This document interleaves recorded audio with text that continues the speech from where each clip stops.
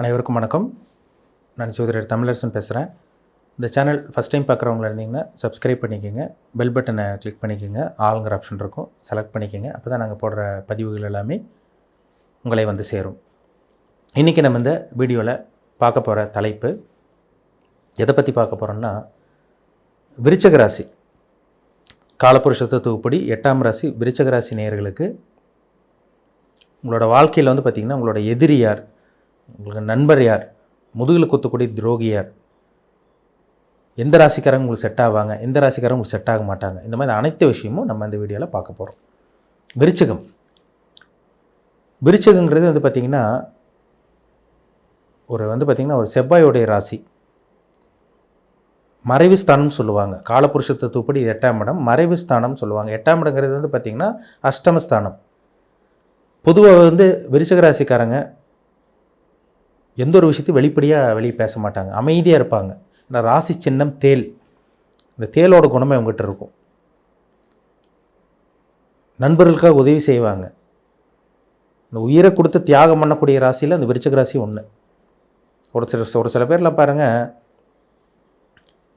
தனக்கு இல்லைனாலுமே, தனக்கு எது இல்லைனாலும் கூடமே தன் நண்பர் ஏதோன்னு சொல்லிட்டாங்கன்னா, அவங்களுக்கு ஏதோ ஒரு பிரச்சனை இருந்தாலுமே அவங்களுக்காக உதவி செய்கிறது, அவங்களுக்காக முன்னாடி போய் நிற்கிறது, அதில் நம்பர் 1 ராசி விருச்சிக ராசி தான். தியாக மனப்பான்மை, இவங்களுக்கு தியாக மனப்பான்மை இருக்கும், அவங்களுக்கு அதிகமாகவே இருக்கும். எந்த ஒரு விஷயத்தையும் வெளியே காமிக்க மாட்டாங்க. ரகசிய நடவடிக்கை உள்ளவங்க தான் விருச்சிக ராசிக்காரங்க.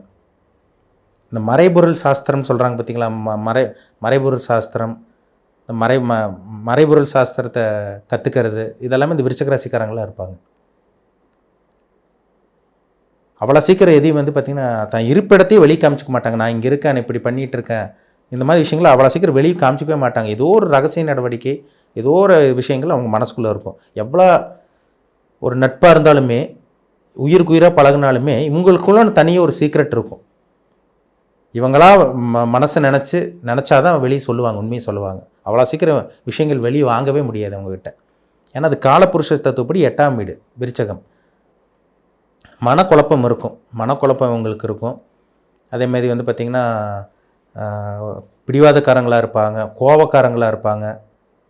எந்த ஒரு விஷயமா இருந்தாலும் ரகசியமாக இருந்து செய்கிறது, பொறுமையாக இருந்து காரியத்தை சாதிக்கிறது, இதெல்லாமே விருச்சிக ராசிக்காரங்கிட்ட இருக்கும்.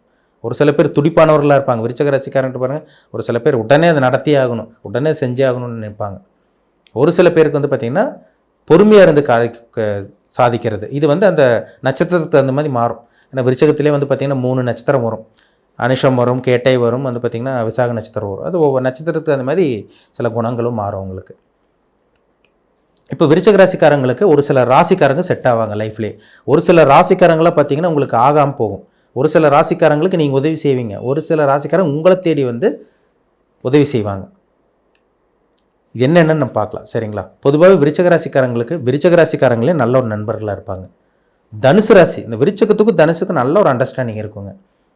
நீ கணவன் மனைவியாக இருந்தாலும் சரி, இல்லை நண்பர்களாக இருந்தாலும் சரி, இல்லை இனிமேல் நண்பர்களாக வரப்போகிறவங்களாக இருந்தாலும் சரி, இவங்கெல்லாம் உங்களுக்கு நல்லா செட் ஆவாங்க. உங்களுக்கு தனுசு ராசிக்கும் விருச்சிகத்துக்கும் நல்லா செட் ஆகும், விருச்சிகத்துக்கும் தனுசுக்கும் நல்லா செட் ஆகும், அண்டர்ஸ்டாண்டிங் இருக்கும்.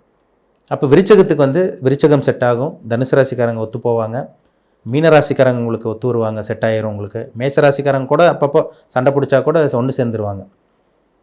அப்போ விருச்சிகத்துக்கு விருச்சிகம் செட் ஆகும், தனுசு செட் ஆகும், மீனம் செட் ஆகும், மேஷராசி செட் ஆகும்.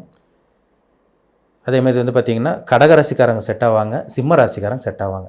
நான் சொன்ன இந்த 6 ராசிக்காரங்க உங்களுக்கு நண்பர்களாக இருப்பாங்க. நீங்கள் நோட் பண்ணி பாருங்கள். அவங்க சுற்றி இருக்கவங்க, அவங்க கூட வேலை செய்கிறவங்க, அவங்க கூட பிஸ்னஸ் பண்ணிகிட்டு இருக்கவங்க, இல்லை இத்தனால அவங்க கூட பழகிட்டு இருப்பாங்க பார்த்தீங்களா, இந்த 6 ராசிக்குள்ளே தாங்க இருப்பாங்க. விருச்சிகம், தனுசு, மீனம், மேஷம், கடகம், சிம்மம், இந்த ராசிக்காரங்க கூட தான் நீங்கள் நல்லா பழகிற மாதிரி வரும். ஒரு சில பேரில் இணை பிரியாத தம்பதிகளாக இருப்பாங்க. இந்த 6 ராசிக்குள்ளே தான் இருப்பாங்க. மெயினாக முக்கியமாக சொல்லப்போனால் இந்த 6 ராசிக்குள்ளே தான் இருப்பாங்க. விட்டு கொடுக்க மாட்டாங்க. ஏன்னா விருச்சிகங்கிறது வந்து பார்த்திங்கன்னா செவ்வாயோட வீடு. அப்போ செவ்வாய்க்கு நட்பு என்ன? சூரியன் நட்பு, சந்திரன் நட்பு, செவ்வாய் நட்பு கிரகமாக வரும், மேஷராசி நட்பாக வரும். செவ்வாய்க்கு வந்து சூரியன், சந்திரன் இதெல்லாம் நட்பு கிரகமாக உங்களுக்கு வரும். அதே மாதிரி குரு, தனுசு மீனத்துக்கு அதிபதியே குரு தான். அப்போ செவ்வாய்க்கு வந்து சூரியன், சந்திரன், குரு இதெல்லாம் நட்பு கிரகமாக வரனால அந்த ராசிக்காரங்க உங்களுக்கு நண்பர்களாக அமைவாங்க. இதுதாங்க விஷயமே. ஏன்னா சந்திரனுங்கிறது மைண்டு, மனசை குறிக்கிற கிரகமே சந்திரன் தான். ஆசை குறிக்கிற கிரகமே சந்திரன் தான். அப்போ நீங்கள் என்ன நினைக்கிறீங்களோ, என்ன ஆசைப்பட்றீங்களோ அதே மாதிரி தான் அவங்களும் நினைப்பாங்க. உங்கள் மைண்ட் செட் எப்படி இருக்கோ அதே மாதிரி தான் அவங்களோட மைண்ட் செட்டும் இருக்கும். உங்கள் எண்ணம் எப்படி இருக்கோ அதே மாதிரி தான் அவங்களோட எண்ணம் இருக்கும். தேவையில்லாமல் கருத்து வேறுபாடெல்லாம் வராது. கருத்து வேற்றுமை கண்டிப்பாக வராது. ஒரு சில ராசிக்காரக்கோட நீங்கள் அளவாக பழகுவீங்க. அளவாக டீசெண்டாக அளவாக பழகிவிட்டு அளவாக சமமாக பழகக்கூடிய ஒரு சில ராசி இருக்குது. என்ன ராசின்னா, இப்போ இந்த விருச்சிக ராசிக்காரங்க பாருங்கள், மகர ராசிக்காரங்க கூடயும் கும்பராசிக்காரங்க கூடயும் நீங்கள் அளவாக தான் பழகுவீங்க. ரிஷப ராசிக்காரங்க கூடயும் நீங்கள் அளவாக தான் வச்சுக்குவீங்க. அதே மாதிரி கன்னி ராசிக்காரங்க கூட, துலாம் ராசிக்காரங்க கூடயும் நீங்கள் அளவாக தான் பழகுவீங்க. அப்படி தான் இருக்கும் உங்களுக்கு.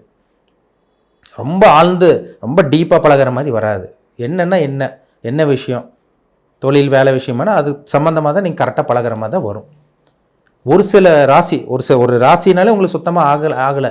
சரி, இந்த ராசிக்காரங்களே எங்களுக்கு பிரச்சனை தான், இந்த ராசிக்காரங்க பார்த்தாலே எங்களுக்கு பிடிக்கல, இந்த ராசிக்காரங்களை பேசினாலே பிரச்சனை வருது, அவங்க ராசிக்காரங்கனாலேயே தான் எங்களுக்கு பிரச்சனை வருதுன்னு சொல்கிற ஒரு ராசி இருக்குது பார்த்தீங்களா? அது என்ன ராசின்னு பார்த்தோம்னா அது வந்து மிதுன ராசியாக தான் இருக்கும். விருச்சகத்துக்கும் மிதுனத்துக்கும் ஆகவே ஆகாதுங்க.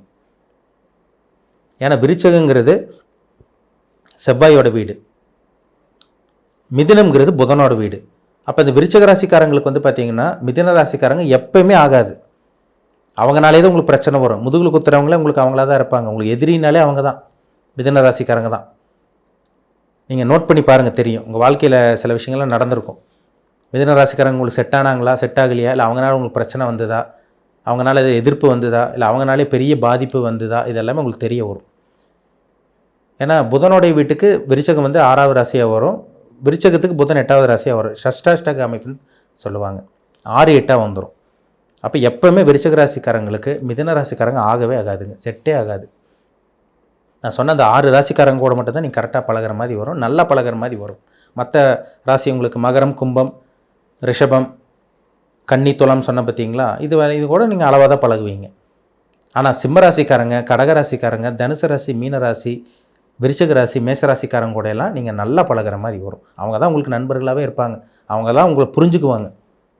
அதே மாதிரி உங்கள் ஜாதகத்தில் லக்னத்துக்கு லக்னாதிபதி வந்து எந்த அமைப்பில் இருக்காங்க, 6ஆம் அதிபதி, 6ஆம் அதிபதி எங்கே இருக்கார், அதை லக்னாதிபதி எங்கே, 6ஆம் அதிபதி எங்கே. லக்னம்ங்கிறது நீங்கள் ஜாதகர், ராசிங்கிறது வந்து உடல், லக்னம்ங்கிறது உயிர், 6ஆம் இடங்கிறது நம்மளோட எதிரி. இப்போ 6ஆம் அதிபதி அந்த வீட்டுக்குண்டான கிரகம் வலுத்துட்டா, லக்னாதிபதிக்கு வலுவெல்லாம் போயிட்டாருன்னா ஜாதகர் டம்மியாக இருப்பார். 6ஆம் இடம் வலுத்துட்டா என்ன, உங்கள் எதிரி ஜெயிக்க போகிறாருன்னு அர்த்தம், உங்களுக்கு எதிரி இருப்பாங்கன்னு அர்த்தம். 6ஆம் அதிபதி வலு கம்மியாக இருந்து லக்னாதிபதி வலுத்து அந்த கிரகம் வலுத்துட்டா நீங்கள் தான் ஸ்ட்ராங்காக இருக்கீங்கன்னு அர்த்தம். உங்களுக்கு எதிரி இருக்க மாட்டாங்க, எதிரி இருந்தாலும் நீங்கள் எதிரியை ஜெயிச்சிருவீங்கன்னு அர்த்தம். இதுதான் விஷயமே, சரிங்களா? லக்னாதிபதியை விட 6ஆம் அதிபதி வலுக்கக்கூடாது. 6ஆம் அதிபதி விட லக்னாதிபதி வந்து பார்த்திங்கன்னா பலவீனமாக இருக்கக்கூடாது. அப்போ லக்னாதிபதி தான் ரொம்ப முக்கியம். லக்னம்ங்கிறது ஜாதகர் ஸ்ட்ராங்காக இருக்கணும், தூண் மாதிரி, ஒரு பில்லர் மாதிரி லக்னாதிபதி வலுத்துட்டா ஜாதகர் எதையும் சமாளிப்பாங்க, எந்த ஒரு பிரச்சனை வந்தாலும் சமாளிப்பாங்கிறதுல சந்தேகமே கிடையாது.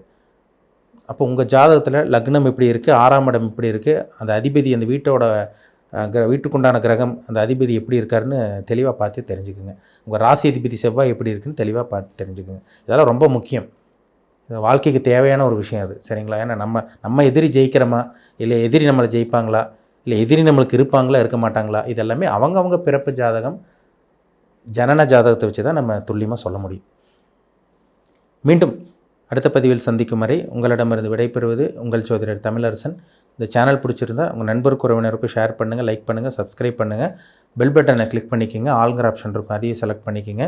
அப்போ தான் நாங்கள் போடுற பதிவுகள் எல்லாமே உங்களை வந்து சேரும். நன்றி, வணக்கம்.